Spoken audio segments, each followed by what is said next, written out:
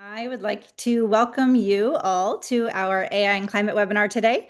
Thank you for joining us. My name is Jennifer Gardner, and I run our portfolio of executive and professional programs here at the Stanford Doerr School of Sustainability. Excuse me.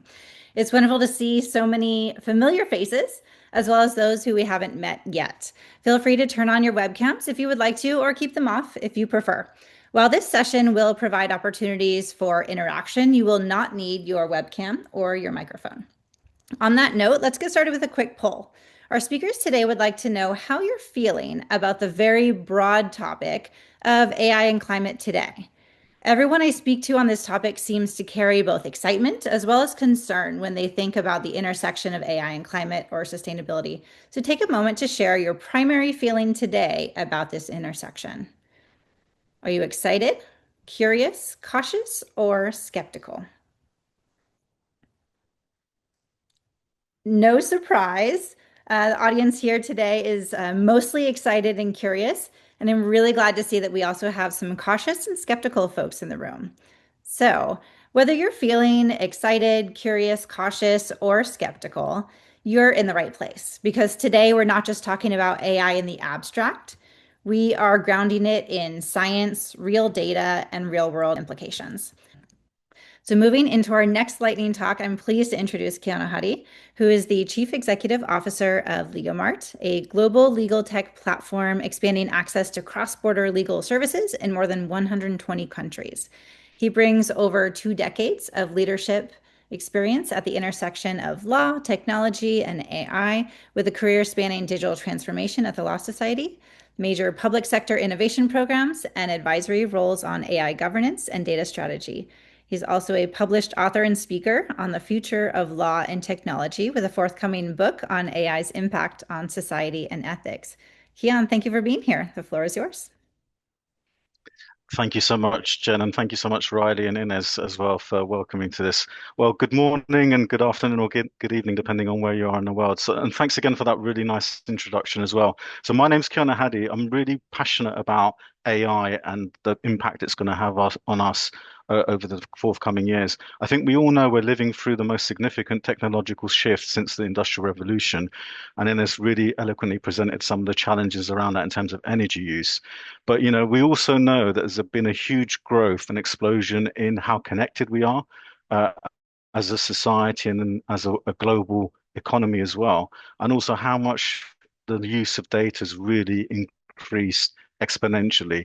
I've been passionate about data for the last 20 years or 30 years now, and in 2025, in our current year, we've used around 175 petabytes of data. That's estimated to increase to over 2,000 petabytes of data in the next 10 years. So over a 10-time increase. And just for those who are into being geeks or IT backgrounds here, 1 petabyte is equal to 1 billion terabytes of data. So it's huge amounts of data going through the global ecosystem, and over two-thirds of people are now online as well.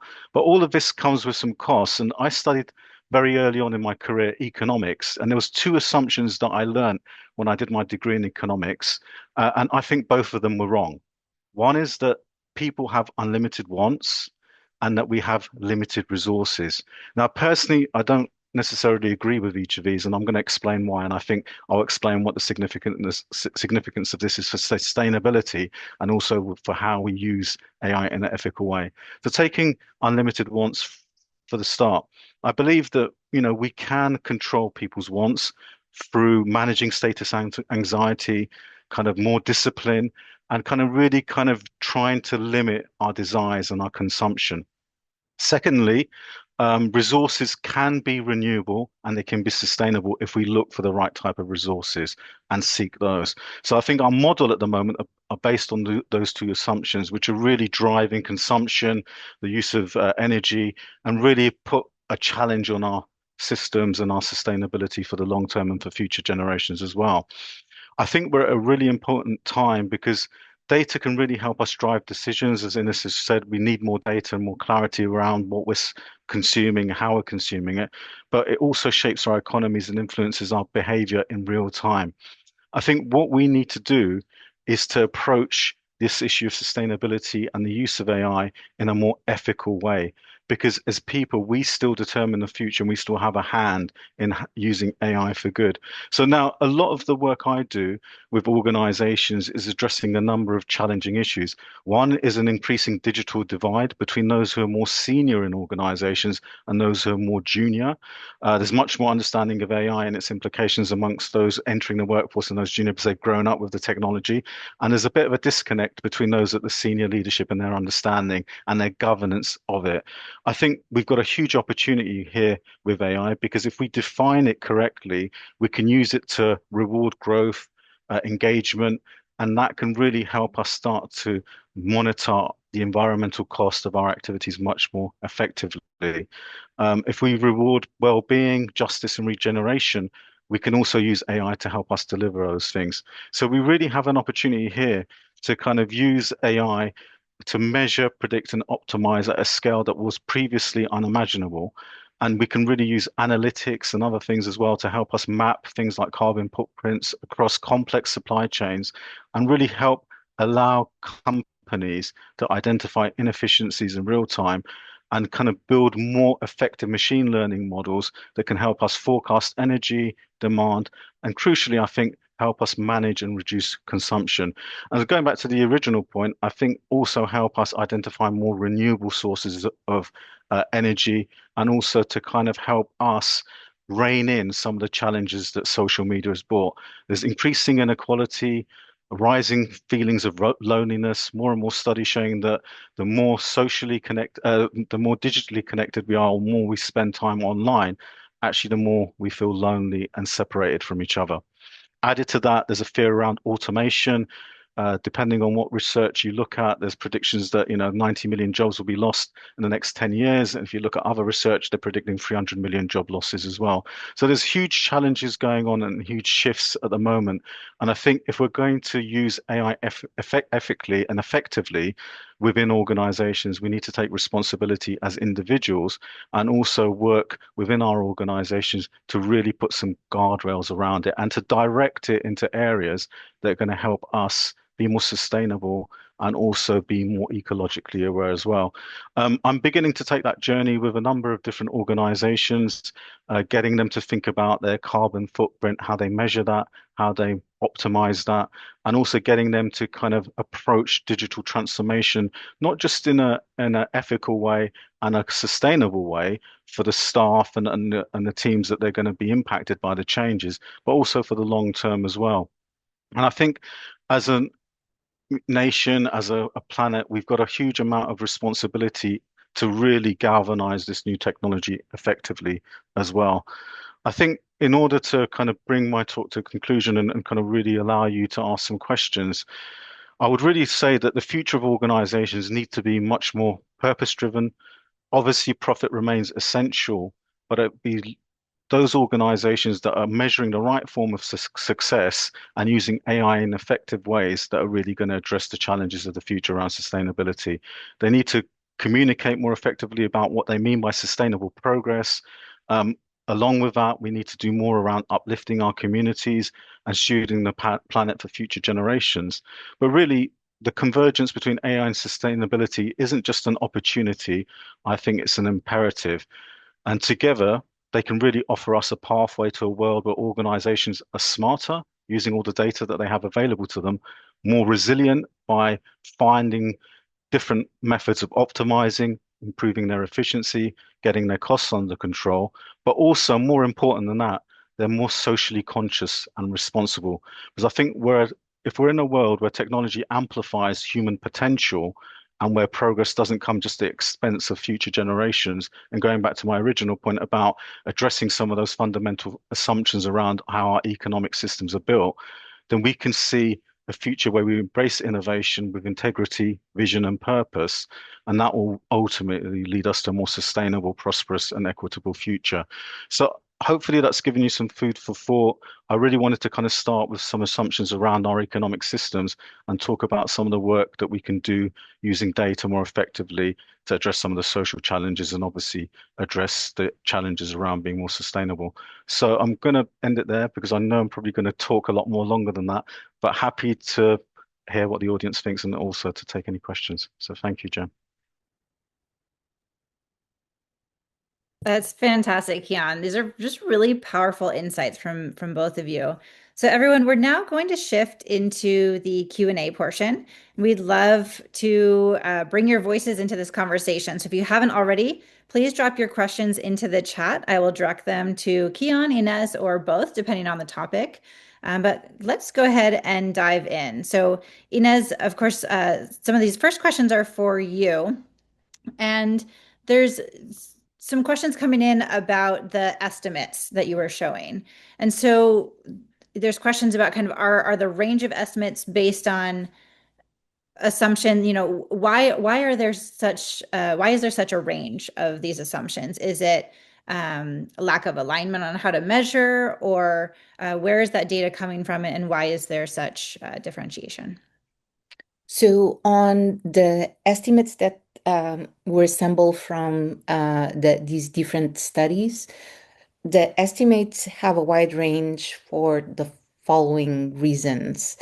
The first one being that some of the studies that were done even 2 years ago didn't anticipate the growth that is materializing right now. So they were operating under different business as usual conditions and growth. So that corresponds to the ones that are on the lower bound. That's one reason.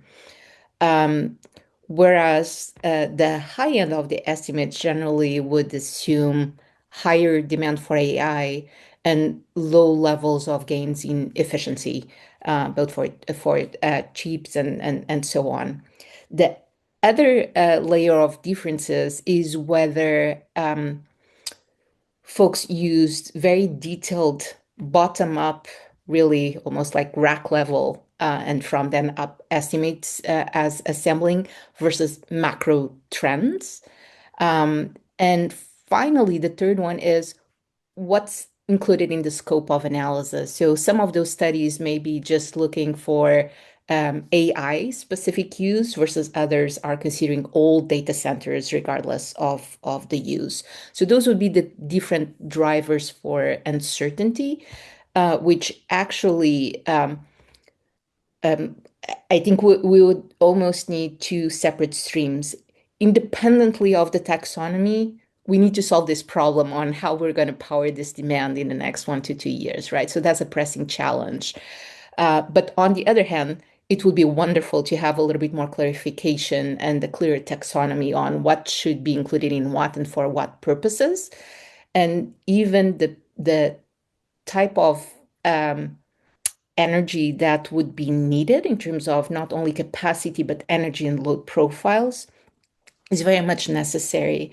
I think to tie to Kion's point, actually, on we have renewable energy and the like, that's true. But what is missing is this alignment of thinking about, namely, hyperscalers as systems that not only are serving and need this demand for energy, but also need the energy, whether on site or with interconnections.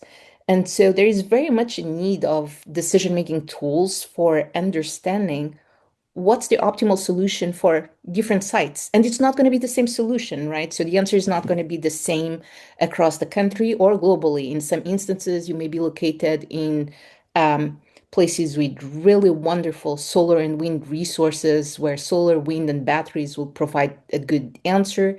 In other locations, maybe connection to the grid and make tapping into cheap electricity where there is abundant energy supply is the way to go. And a critical issue is that right now, all these decision makers and stakeholders, whether from the hyperscaler side or the utility side or regulators, are working in isolation and a little bit designing what's both the self-interest of materializing this demand, as well as from the regulator's point of view, understanding how to serve power in an affordable way for all and understanding how to not create massive distortions. And there is really a gap for this decision-making portion to find win-win solutions that can be activated very quickly. So this is a very long answer. But yeah, there you go. No, it's great. Thank you. It is just staying on your data for a moment. There are lots of great questions about that. Um, there are a lot of people actually who are very surprised by the distribution of demand in the United States. With more coming from the Midwest, a lot of people thought that maybe California would have been greater. So, how can you help them revise that mindset? Um, so this is what the data is telling us. So indeed, in California is going to be an important, continuously an important player. But as you do scale up, one of the critical things that makes it difficult for California and the Silicon Valley explosion is the electricity prices that we have in the region. So the resources are there, but currently the electricity prices are amongst the largest in the nation. And so that will be one of the potential drivers also to see scale up in these other regions like ERCOT and MISO, where you really have the issue of cheap electricity prices front and center, and abundant energy supply. Yeah. So this is just expanding for a second into this layer. The other often ignored interconnection between these systems and the power sector is that across the United States, really, there is not one market for electricity, and every single one of these regions, of these independent system operators, have incredibly different markets in the way they operate, uh, and that creates also very different landscapes for the ability to connect to the grid versus not. Yeah, happy to expand on that. Yeah, no, thank you so much, Inez. Kian, let's move over to a question for you. So there's this great question. I'm going to read it verbatim here because it's very well articulated. When we look at the intersection of generative AI, the climate transition, and a society increasingly shaped by anxiety, misinformation, and a permanent sense of polycrisis, how can we avoid building technological solutions that end up amplifying noise rather than generating meaningful impact? Well, that's a very, very interesting question. I think for me, I mean, I work a lot with different organizations that are using cutting edge AI tools. I think it's just going back to the ethical principles of the tools that we're developing, because I think AI is a reflection of the creators of that tool or system. And also it reflects the biases of the society we're in. So I've done a lot of work in the legal sector, for example, looking at biased in decision making when it comes to things like sentencing within the criminal justice system. And for example, in the UK, they were going to use an AI model that would take data from sentencing by different judges and apply that to cases that were in backlog in the criminal justice system in the UK. Now, obviously, there was some research done that showed some of these judges were actually sentencing certain people from different backgrounds uh, more harshly than others. So there was some bias in the decision making there. And if this system had been scaled up, obviously that would have repeated the bias. So I guess one of the point I'm making here is going back to what I said about unlimited wants and this assumption that resources are limited. We need to question a lot of things about our systems, how we've developed them, and go back to basics around ethical approaches to developing any model that we're working on. So obviously making sure it's accountable, explainable, so it's not a black box. We reduce any privacy issues, eliminate for any bias. And once we're getting that element of it right and the ethical principles are sound and are around betterment and advancement and are going to help address things like inequality and some of the other challenges we face, then I think that's the way to develop these models. Obviously, there's organizations that are going to be looking to make money and do other things because that's the nature of our businesses and the environment we're in. But that doesn't mean we still can't be ethical and sustainable in our approach. So I guess to answer the question, I think there's a lot of challenging around model building. I've seen some really good models which follow very good ethical principles and they still lead to very good outcomes. But then I've seen a lot that aren't so positive and they just exasperate and amplify the challenges we already have in our societies. And obviously, some of those are around inequality and the other issues I talked about. So I think with my book, I'm looking at this much more broader and much more philosophically and socially, whereas in my projects and the work I do, I'm really trying to be very specific and apply ethical principles to the various models I've developed within our platforms. So it's a very difficult question, but that's, I think, what I would kind of say. The foundations need to be right. And I think this is an opportunity for us as human beings and as humanity as a whole to really question the assumptions we've made around how our economic systems work and how we build a sustainable future for the future generations with the challenge of climate change and the other issues we're facing. So quite a long answer, but it's not an easy question to address. But hopefully that gives some insight into what my views are. Well, and I'm going to ask you to talk even longer on this because this ethical issue is so super interesting, right?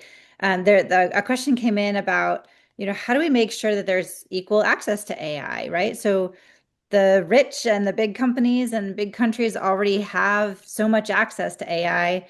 And what about the less privileged? Where is there space for everyone to have that access and not just have prices go up and have everyone have to pay that price? We're in a really challenging position. So there's different measures of economic inequality that you can apply. I've been looking at the Gini coefficient, and basically this is a number between 0 to 1. The closer to 0, the more equal the society or region that you're applying this statistical method to is, because income is more evenly distributed through to that given population. The closer to 1, the more unequal it is because, you know, income is more kind of within fewer hands, essentially. The bad news is for the UK and the US, especially for the US, inequality as measured by the Gini coefficient, and this applies to a lot of other measures you could use as well, looking at the top percent and the top, bottom 10%, for example.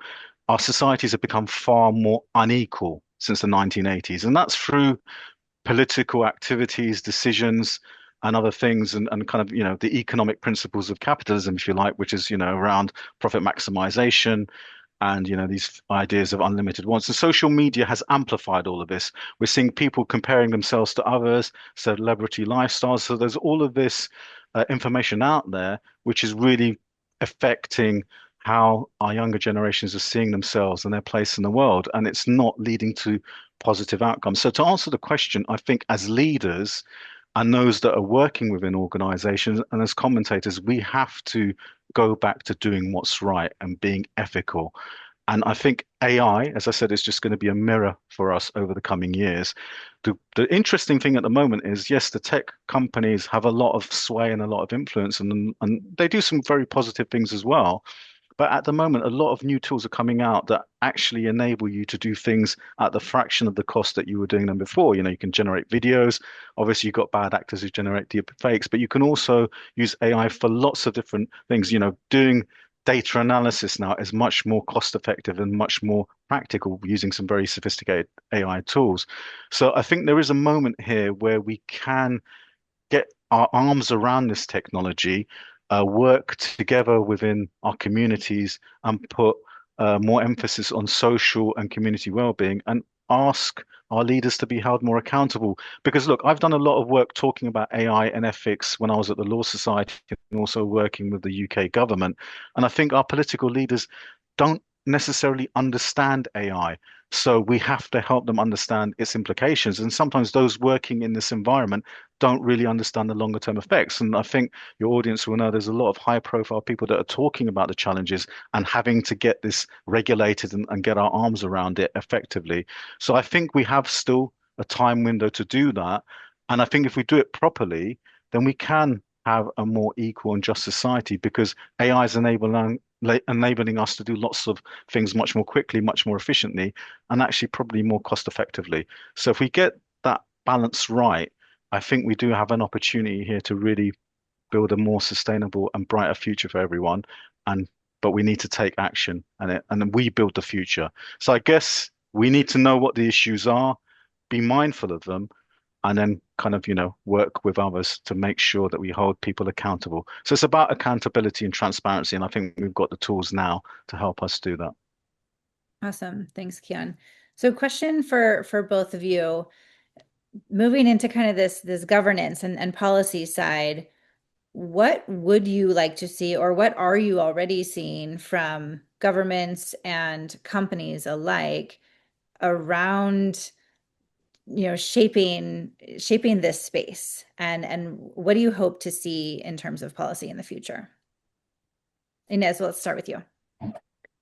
So I would say that in what concerns this connection between energy consumption and data and how to provide it, um, I'd say that the better articulation between both state, local, and federal governments on how to make these investments affordable and sustainable, while at the same time minding issues of national security, which are emerging, is a critical one. And um, and there is still a gap there, right, in terms of how to go about this. So a concerted effort that allows us to materialize this need for for data center scale up in an affordable, sustainable way and very quickly. Um, on the sort of list, and on the other side, I think um, AI holds a tremendous potential to enable us to make better decisions for energy and climate. And that's something that is just, I would say, still a promise, right? So we see already some initial findings, but uh, the positive wish would be, can we indeed start making the most out of AI to be able to sort out some of these pressing problems on um, energy supply, energy use, better understanding of how this can foster positive change. Um, Now, it is a wish, and as I hear Kion talking about the ethical rethinking about the systems, um, I'm a pessimist by nature rather than an optimist, being a little bit contrarian to the optimistic nature that is generally embraced in America, I would say, and there is a tension there, and I think we need to be cognizant that right now maybe the trend would be indeed for uses of AI and data that may have economic value, but not sure whether they better society as a whole. So we'll see how things evolve. Yeah. I think just to kind of add to that, AI needs a conscience, I would say. And I think globally, we're seeing a patchwork at the moment of approaches to AI regulation. And I don't think none of them are moving fast enough in my view. So in the EU, we have something called the AI Act, which puts some parameters around regulation and what's acceptable and what isn't. The UK, where I am, is kind of following a much more leave it to the market, a laissez-faire approach, because it's seen to be more pro-innovation. And I know in the US there's a kind of sector by sector rule-based approach as far as I'm aware. So there's different philosophies, but I think they all have the same struggle. Innovation can outpace regulation, and AI is developing rapidly. It's becoming more accurate. There's more and more AI tools that are emerging every day and every week, and I speak on a number of advisory boards about some of these. So I think that's why ethical literacy has to sit at the very minimum at board level. I'm on a number of boards now because a lot of boards in the UK and I'm sure in other countries as well, recognizing that this is a really important technology and they need expertise to support them with it. Going back to the digital divide I mentioned and that gap. So it's not just a technical issue, AI. It's a strategic one and it's a reputational one. And ultimately, like I've been saying throughout this, it's a societal one. And we need to address it because I think the biases we see in our societies and the algorithms we develop based on those are just going to see bias kind of amplified and scaled up. So we need to address the underlying systems, like I've said. Otherwise, we're just going to amplify and kind of support inequality and not really reduce it. So I think in terms of my view, we need to kind of get our arms around this. We need to govern it much more effectively because humans ultimately have to stay accountable. And I think if we're able to do that and move from some of the black box systems of AI we see, which are not easily understood, some of these models, to a more glass box, transparent approach, then we can kind of make sure that the AI system we're developing are explainable, we can audit them more effectively, and ultimately, I think they're more fair, and that's what I think we all want. Because that's what we need to strive for if we're going to have a sustainable future on the planet. So I guess it's a very complex question. I could talk for a long time about it, but it's one that I'm kind of grappling with in the UK at the moment as well, and it's an ongoing debate. Yeah, and you write about this, I mean, not only in your published books, Kion, but quite a bit on LinkedIn. So, folks, as quick plug for Kion, he writes a lot about this. So if you want to hear more from him, you can certainly see that on LinkedIn with him. Kion, I was going to ask each of you for closing remarks, but I feel like you just did. Is there anything else you want to add? And then Ines will let you have the last word. I think one of the key messages from my book was just really the future is something that happens to us, but it's also something that we build. We shouldn't see innovation as something that just happens. It's something that we can still consciously shape. And I guess my kind of leaving message, and I've been doing a lot of work about reimagining leadership and what leadership will mean in the age of AI, and that's the key theme of my book. Ultimately, it's about designing with, not just for people, and it means leading with integrity even when it's inconvenient and when it's difficult. And we've got lots of great examples throughout history of people who've done that. And it's just going to be more of that more often. And I think we all have the responsibility to do that and the opportunity. And I think, as I said, I am optimistic. I think we've got the tools and the information available to us to direct it in the most positive way. But we've just got to work together to make sure we direct it in that way and not from more profits at the costs of everyone else, because I don't think that's going to be sustainable for anyone in the long run. So that's my closing statement, just to reinforce some of the messages I've already shared. Thank you. Ines?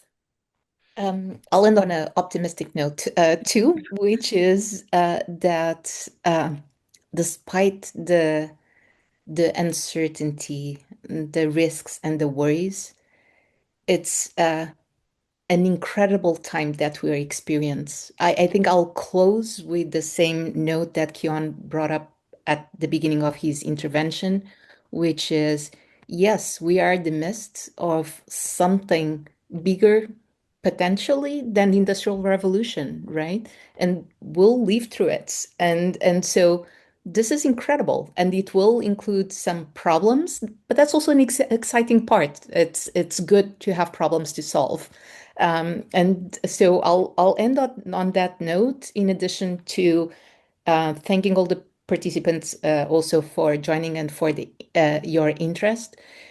If you have some answers that Kian and I don't have across some of those aspects, in addition to the questions, we would love to hear about it. Yeah, I think we're all trying to navigate and learn as we go along. So I'll pass it back to you, Jen. Amazing. Yes, thank you everyone for your thoughtful questions. We didn't get to so many of the ones that you submitted.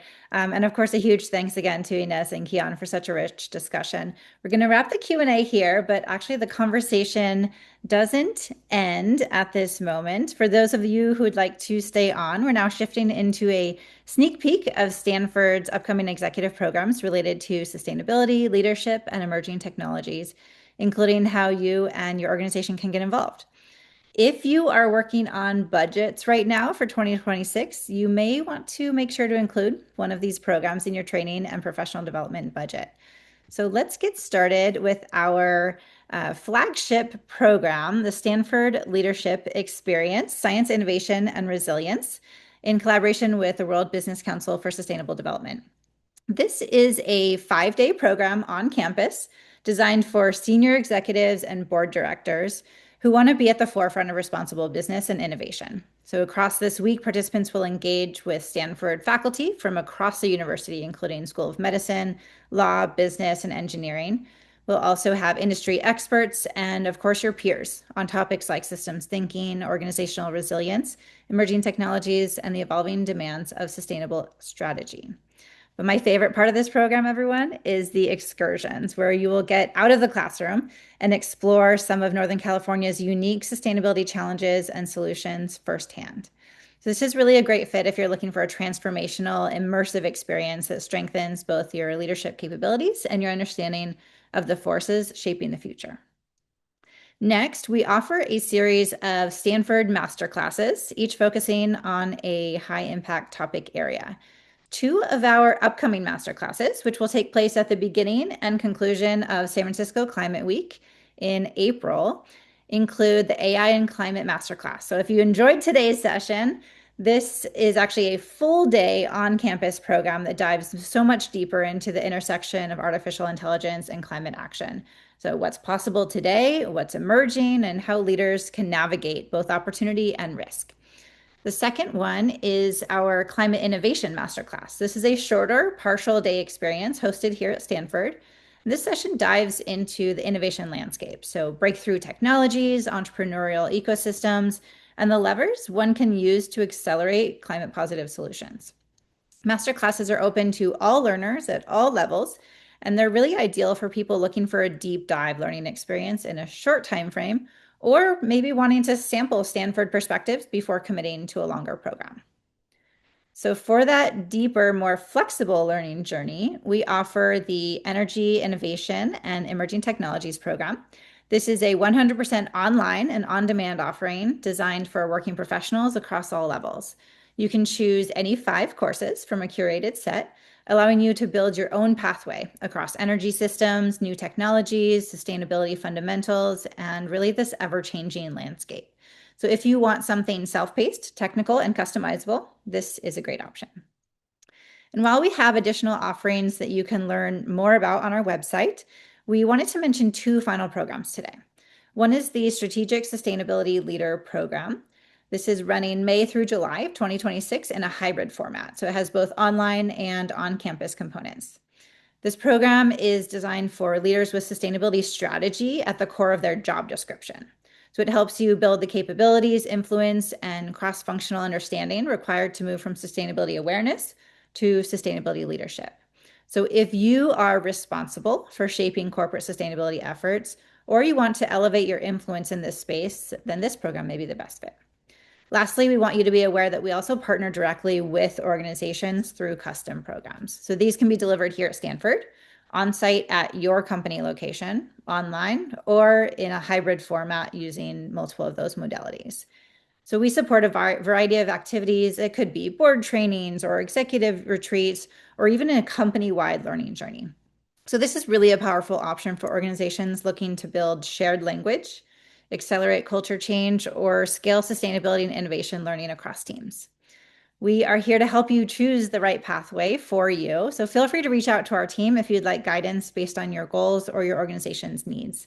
Before we close, just a quick reminder, the recording will be sent out to all registered attendees, but it will not include Inez's portion of the session because she was sharing with us today unpublished content. It will be published in the next few months, and then we'll post the full recording as well. So you'll receive the replay link along with a few additional resources, program details, as well as how to contact us directly in your inbox within the next 24 hours. So on behalf of Stanford and our team, thank you for spending part of your day with us. We look forward to welcoming you to Stanford in 2026. Take care.